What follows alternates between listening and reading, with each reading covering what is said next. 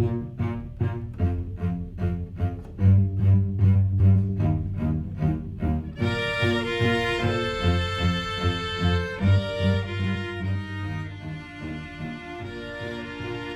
right, here's my 2024 Phoenix 721 powered by Yamaha. That's new for this year. This is my 13th Phoenix though. It's hard to believe that I've been with the company that long. They pride themselves in building the best bass boat out there. They're built by fishermen, for fishermen, and it really shows. I mean, like I said, I've been with them since 2011. So I've seen them when they started or really close to it to now, and you still got a fine product. Even though they're a huge company now and they're pumping these things out, you still have exceptional craftsmanship and quality. This color scheme is something new that I tried this year. I always like to have some red in my boats, but I went with a gel gray for the sides with a little bit less metal flake than you typically would see. And Trent at Sonar Pros knocked the rigging out of the park. I couldn't be more pleased with the finished product. If 15 or 16-year-old Drew could see the boat that I'm getting to run today, he would just be blown away. I'm just excited and humbly blessed to be able to run such an awesome rig. We'll start at the front here at the bow. This is where most of the work goes down. And you can't start at the front without talking about this moved trolling motor by Powerpole. You know, this is a lot of years in the development stage and the making of this thing. And last year I had the privilege of being one of the first few to run them on the Elite Series. And I can firmly say that this is the best trolling motor on the market. The ruggedness of this bracket and how solid it is, this titanium shaft, that brushless motor, your foot pedal, the smoothness of operation, and just the overall just quietness of this trolling motor is just unbelievable. It's you know, I'll be cruising around up shallow looking for bedfish and they don't even spook off the bed like they used to because they can't hear me coming. And you know, with the advancements of forward-facing sonar and seeing how the fish react to your boat, anytime you can quiet yourself down, you're going to be more productive and more successful. Moving on to my electronic setup. So you'll see 3 different graphs up here right now. I'm not 100% sure that this is the setup that I'm going to run the whole season. I'm trying a little bit different setup. I've got one Garmin right here for the vertical mount forward-facing sonar, and I've got a second Garmin for this horizontal mounted perspective view. And the idea is that when you're up shallow, that perspective view will allow me to see a bird's eye view, you know, kind of what's in front of me. So if there's a log or a stump out here that I don't hit with the beam of that vertical mounted transducer, I can see it in perspective view and just make a cast over there to it. Or if I see a hole in the grass or maybe a hard spot or a shell bed, that stuff will show up better shallow on that perspective view.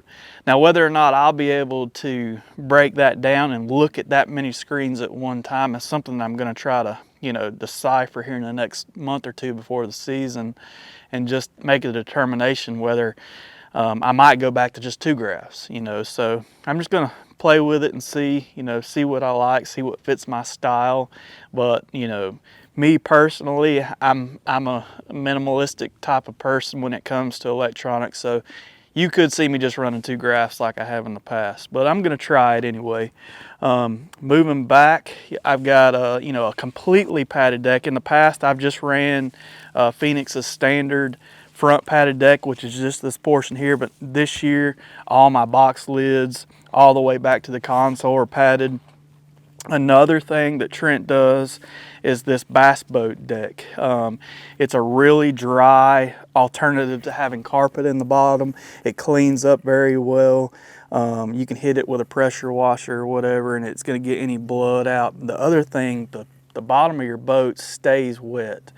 When it rains or you're flipping fish in the boat, or you're out on Lake Erie taking rough water over the bow, this stays wet down here, and with this material it dries up a whole lot faster, and just keeps your boat from mildewing and stuff when you come in. He also put my logo in the bottom of it, which is kind of like, you know, my signature, my little touch to it. You'll see he put it on my fenders too, back here at the back. He put them on the step pads. I don't think there's a boat on the Elite Series that doesn't have shallow water anchors on it. My choice is Powerpole. Like I said, I've been with them since the start of my career. They revolutionized the whole shallow water anchor game. So I'm pleased to be partnered with a Florida company that is dedicated to making, you know, us more efficient on the water, whether it's their power poles, their power pole charge, or their trolling motor. They make awesome, exceptional products that, you know, make my job easier. Shallow water, and on that topic, that Atlas jack plate, you know, being able to get this motor up high to run shallow water, navigate it well, get in areas and out of areas. Like the Sabine River last year, I could not have fished that event and fished in some of the places that I got to without that. And you'll see more of the same this year, whether we're fishing in Florida or Texas or whatever the case may be. Getting in and out of shallow water, you can't do it without that jack plate. Getting back here in the battery compartment, with the extra graphs, you'll see that I'm running a little bit beefier battery setup. I'm running, you know, the standard 3 trolling motor batteries by Battleborn for that trolling motor, but I got a separate 12-volt lithium right here just for the graphs. So this is going to be just for the graphs dedicated. This big AGM X2 battery is just for running the motor, the live well pumps, and your boat accessories. However, if I want to, or if say I actually run this down on a long day of practice or whatever, and my grass flicker or whatever, I can flip over. This has an L on this side and an A on this side. L for lithium, A for AGM. I can flip this switch over and run my graphs off this battery too. So I'm not dead in the water if I run that battery down. Trent really has a foolproof system here. He thinks of everything. This is actually a DC to DC charger just for this battery. So whenever I'm running, you know, the Powerpole charge is in charge of your trolling batteries and this cranking battery, managing power. So whenever I'm running and I top this battery off, I'm also topping those 3 trolling batteries off with that Powerpole charge. But right now, it doesn't have the capability of taking care of a 4th battery. So what Trent did is put this DC to DC charger in here.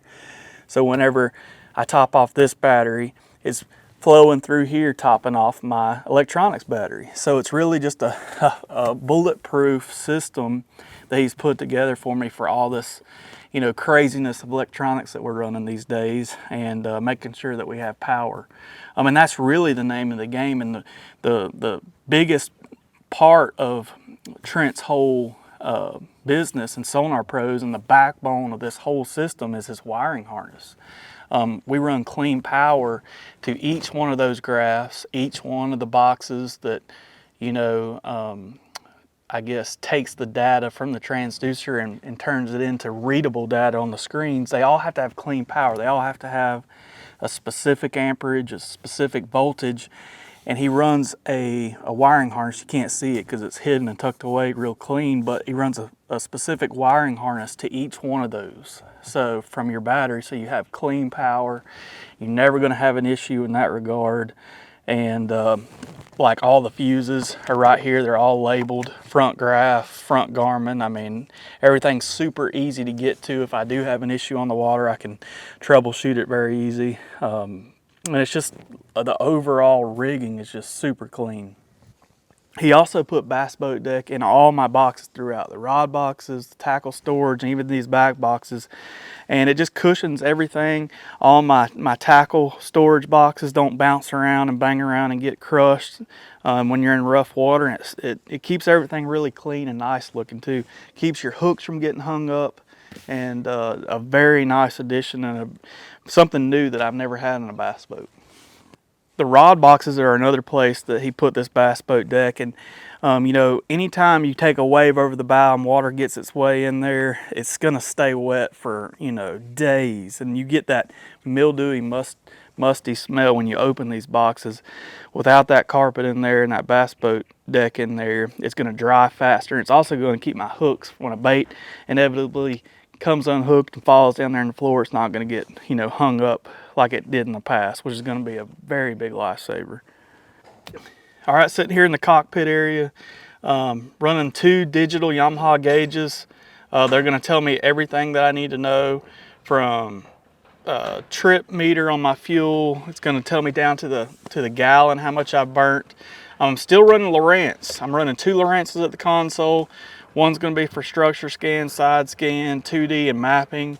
And I'm also running a Lowrance, and my Lowrance is going to be kind of my backbone electronics of the boat, because I love the waypoint capability and management system of Lowrance. I like their mapping, it's very good. Their structure scan's awesome.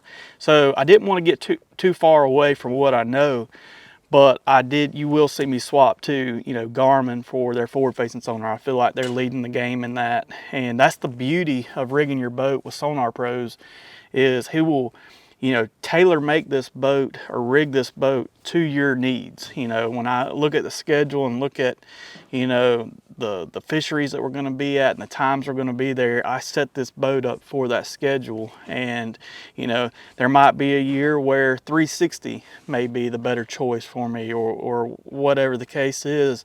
And this partnership and this idea of building a boat custom for, you know, our schedule is kind of like putting a NASCAR together for a certain track. You know, that's kind of the mindset of this whole idea is setting up the boat for the season, and that's you know, kind of the positive of dealing with Sonar Pros.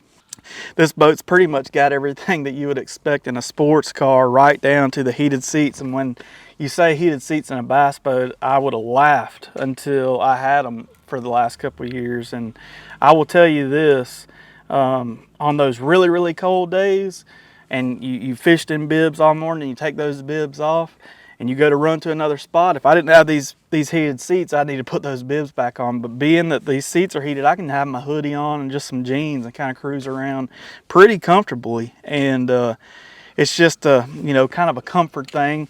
I've got a dual elevation seat on this boat, so I'm running a shallow river.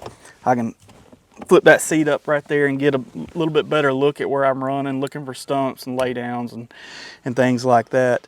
But I mean, pretty much the same setup as I've run in the past years with Phoenix. Just a slam lid box here in the center.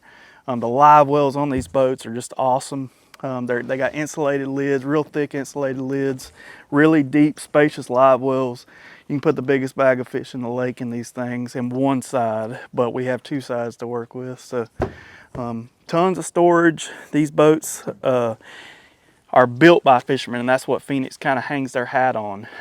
It's thought of, everything's thought of, from the net storage. We can't use nets on the Elite Series, but you got net storage in the floor, plenty of tackle storage, and these boats ride and handle phenomenally.